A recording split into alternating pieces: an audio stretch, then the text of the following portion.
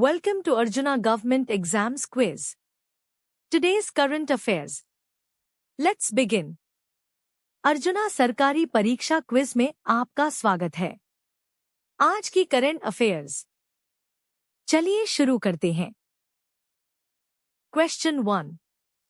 The C unit of electrical resistance is. विद्युत प्रतिरोध की सी इकाई है।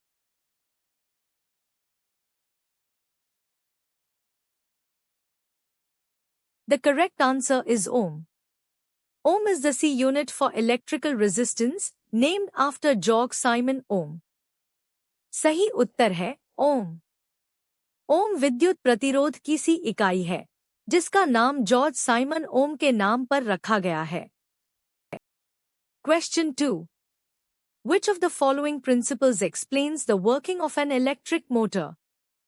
निम्नलिखित में से कौन सा सिद्धांत एक इलेक्ट्रिक मोटर के कार्य करने की व्याख्या करता है?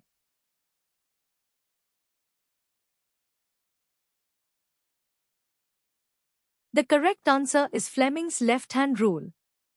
An electric motor works on the principle that a current-carrying conductor placed in a magnetic field experiences a force, which is described by Fleming's left-hand rule. सही उत्तर है फ्लेमिंग का वामहस्त नियम। एक इलेक्ट्रिक मोटर इस सिद्धांत पर काम करती है कि एक चुंबकीय क्षेत्र में रखा गया विद्युत धारावाहक चालक एक बल का अनुभव करता है, जिसकी व्याख्या फ्लेमिंग के वामहस्त नियम द्वारा की जाती है। Question 3. What is the nature of the magnetic field inside a long straight current carrying solenoid? एक लंबी सीधी धारावाही परिनालिका के अंदर चुंबकीय क्षेत्र की प्रकृति क्या होती है?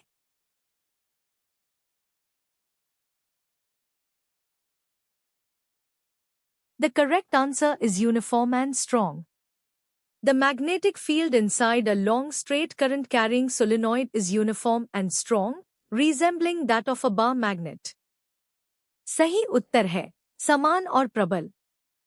एक लंबी सीधी धारावाही परिनालिका के अंदर चुंबकीय क्षेत्र समान और प्रबल होता है, जो एक छड़ चुंबक के समान होता है। Question 4. Which phenomenon is responsible for the generation of current in a conductor when it is moved in a magnetic field? जब किसी चालक को चुंबकीय क्षेत्र में घुमाया जाता है तो उसमें धारा उत्पन्न होने के लिए कौन सी परिघटना जिम्मेदार है?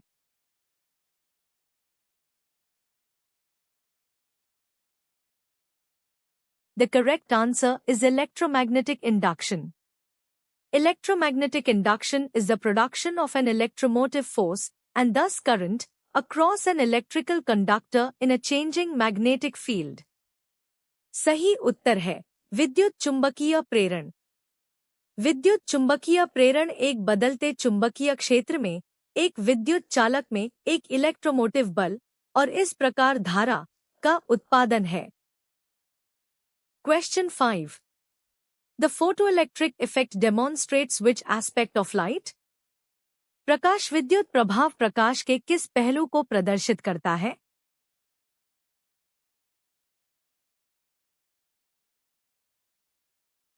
The correct answer is particle nature.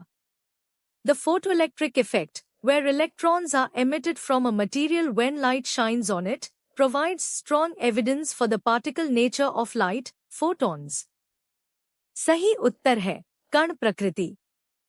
प्रकाश विद्युत प्रभाव, जिसमें प्रकाश पड़ने पर किसी पदार्थ से इलेक्ट्रॉन उत्सर्जित होते हैं, प्रकाश की कण प्रकृति, फोटॉन, के लिए मजबूत प्रमाण प्रदान करता है। Question 6. Which of the following processes involves the splitting of a heavy nucleus into two or more lighter nuclei? निम्नलिखित में से किस प्रक्रिया में एक भारी नाभिक दो या दो से अधिक हल्के नाभिकों में विभाजित होता है?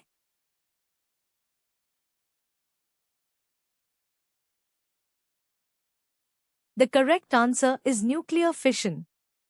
Nuclear fission is a nuclear reaction or a radioactive decay process in which the nucleus of an atom splits into two or more smaller, lighter nuclei.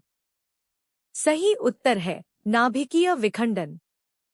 नाभिकीय विखंडन एक नाभिकीय अभिक्रिया या एक रेडियोधर्मी क्षय प्रक्रिया है जिसमें एक परमाणु का नाभिक दो या दो से अधिक छोटे, हल्के नाभिकों में विभाजित होता है। Question 7.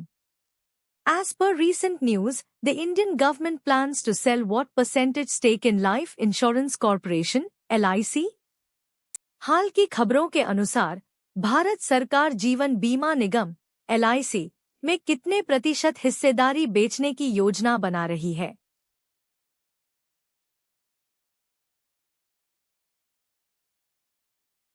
The correct answer is 6.5%.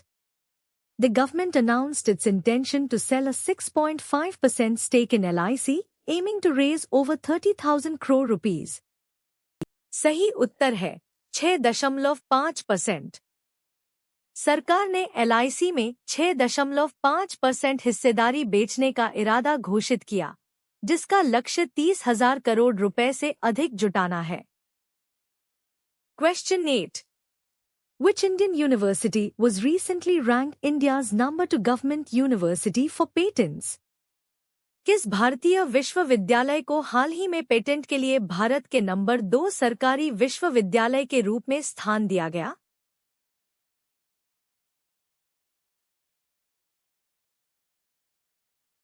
The correct answer is Nagaland University. Nagaland University was recently reported to be ranked India's number 2 government university for patents. सही उत्तर है नागालैंड विश्वविद्यालय। नागालैंड विश्वविद्यालय को हाल ही में पेटेंट के लिए भारत के नंबर 2 सरकारी विश्वविद्यालय के रूप में स्थान दिया गया था। Question 9. The Karnataka Examinations Authority, KIA, was recently empowered with powers similar to which state body for recruitment? Karnataka परीक्षा प्राधिकरण, KIA, को हाल ही में भर्ती के लिए किस राज्य निकाय के समान शक्तियां प्रदान की गईं?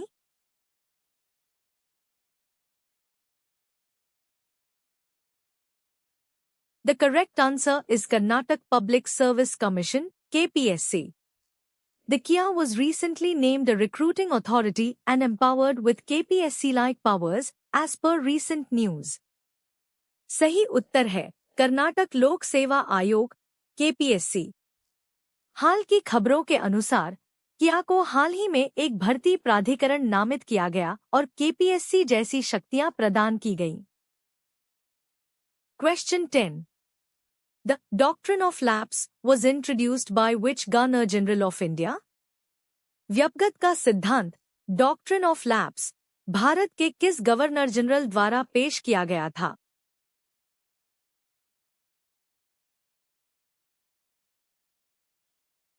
The correct answer is Lord Dalhousie.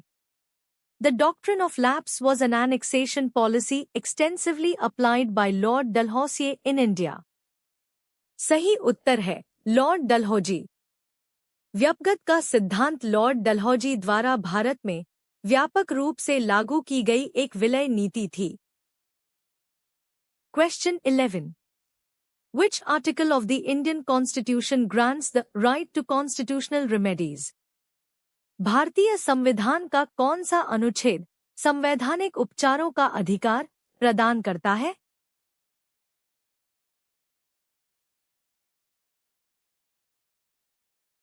The correct answer is Article 32. Article 32 of the Indian Constitution guarantees the right to constitutional remedies, allowing citizens to move the Supreme Court for the enforcement of their fundamental rights. सही उत्तर है अनुच्छेद 32। भारतीय संविधान का अनुच्छेद 32 संवैधानिक उपचारों के अधिकार की गारंटी देता है, जो नागरिकों को अपने मौलिक अधिकारों के प्रवर्तन के लिए सर्वोच्च न्यायालय जाने की अनुमति देता है। Question 12. Which of the following mountain ranges is known as the Sahyadri in India? निम्नलिखित में से किस पर्वत श्रृंखला को भारत में सह्याद्री के नाम से जाना जाता है?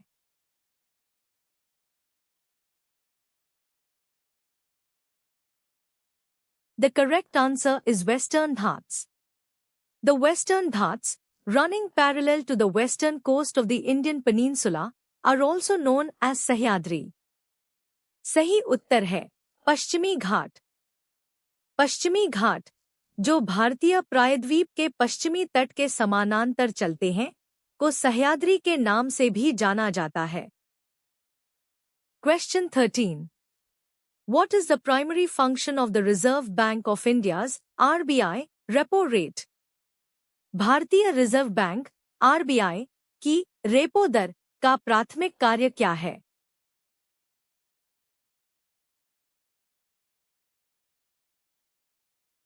The correct answer is to lend money to commercial banks.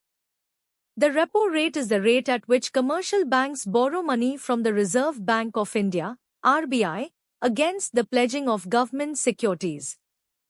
सही उत्तर है वाणिज्यिक बैंकों को पैसा उधार देना। रेपो दर वह दर है जिस पर वाणिज्यिक बैंक सरकारी प्रतिभूतियों को गिरवी रखकर भारतीय रिजर्व बैंक (RBI) से धन उधार लेते हैं। Question 14.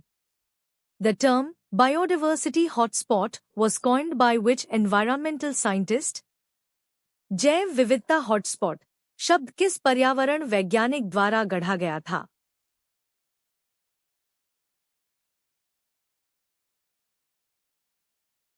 The correct answer is Norman Myers.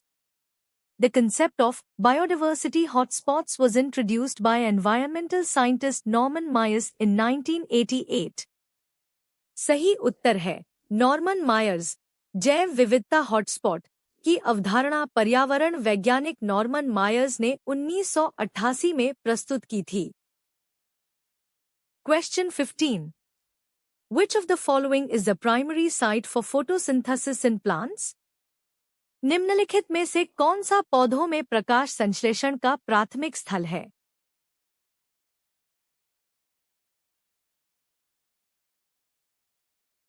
The correct answer is leaf. Photosynthesis primarily occurs in the chloroplasts present in the mesophyll cells of plant leaves.